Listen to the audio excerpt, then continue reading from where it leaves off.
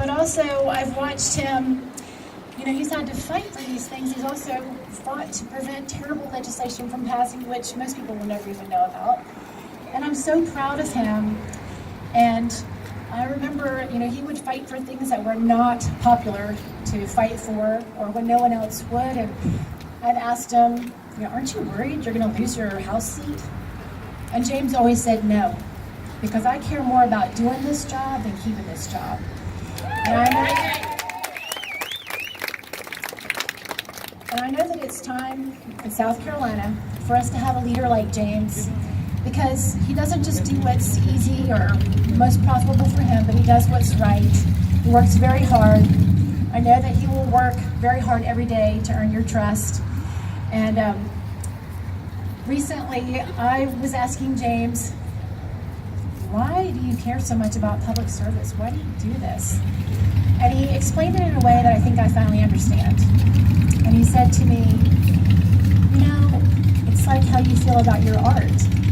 You just have this need to create. It's who you are, it's what you do. And he has just felt this passion all his life, and I've been with him since I was 15, and I know it's authentic. He's the real deal. And we need a statesman who really cares about doing this job. So I'm going to let James talk to you about his vision for South Carolina, but I just want you to join me in welcoming the next governor of South Carolina.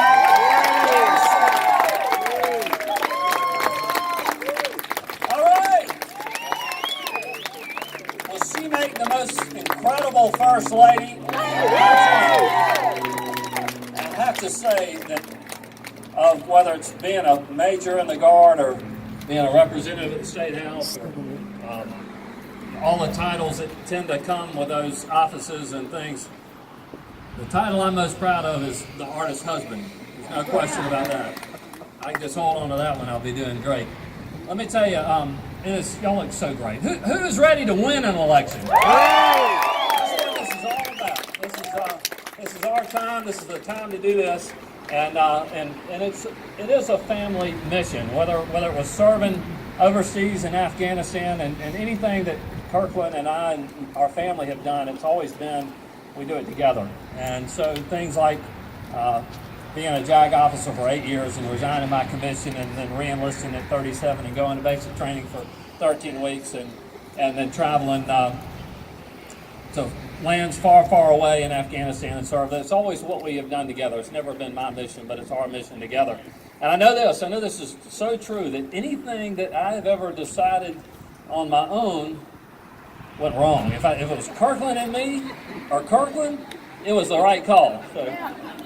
So I can tell you, this running for governor is Kirkland and me. So we know we're doing the right thing together here. How about it? So, I want to recognize a few very special people and talk about this incredible building and what goes, more importantly, what goes inside it. But I want you to give a hand to some super volunteers that we couldn't be here today without their help. But Barbara Rax, Barbara, thank you. Carol Plexico. Fanny Lott, where's Fanny? Always there. Joy Campbell, Lisa Grant, so many, and there's so many more. I can't name them all. And then my colleagues that I serve with in the House who show so much courage fighting for the future of our state and some of our most vulnerable citizens. I'm so privileged to be working with Representative Wendy Brawley, and he's with her husband Paul, a wonderful leader for our community. Got Low Richard in the House.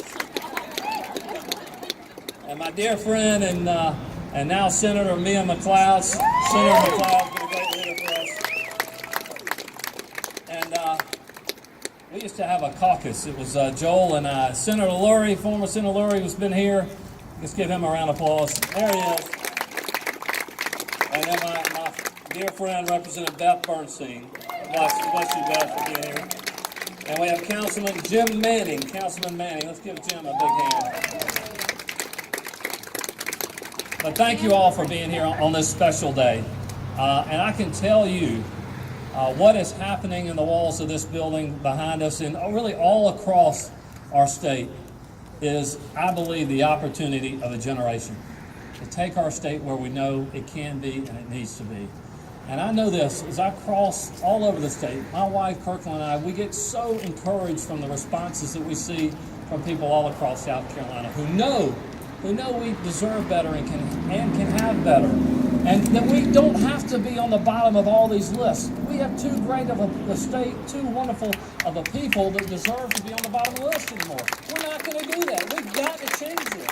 And it's in so many areas. So that's why we need another education governor, right, Senator? It's time to do these things. So I was so encouraged to have the support of leaders like Dick Riley, right? I mean, the original education governor. And Jim Hodges, who followed his lead. And I remember when we were there working together, when we had Jim Hodges in office and when we had Dick Riley, I remember when Jim was elected, I introduced something called Children First in 1997. Went nowhere, right? Didn't go anywhere. Never heard of it because nothing happened to it. But it was modeled on Smart Start out of North Carolina. But guess what happened when Jim Hodges was elected? That was a priority. We changed the name. It became First Steps to School Readiness. And I was proud to sponsor it. And it became law in our state. And it moved our state forward in meaningful ways. And we're going to, as governor, I'm going to expand First Step. We're going to make sure that we have available and all across our state, particularly in the hardworking families in rural parts of South Carolina that deserve to have access to high quality early care and education. And we're going to deliver that. As my friend Joy Campbell knows, talk about the list that we're on the bottom of that we should be on the top of. There's a book, and it's called Kids Count. And we're going to create a commission on the Kids Count data that's going to focus on proven initiatives that's going to lift our kids up from where they are and provide better opportunities for all our citizens. And we're going to do these things together. Another area I know I can change right away. Some things are going to take a while. It's like turning a battleship. But other things can happen immediately after we win this race. There are hundreds of thousands of South Carolinians that don't have access to health care coverage simply because they live here, right? We're going to fix that.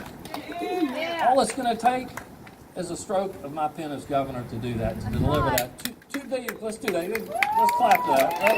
Let's make that happen.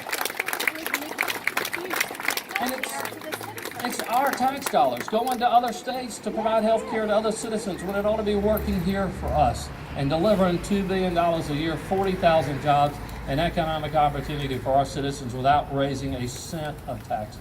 It makes too much sense, and we're going to make it happen after we win this election.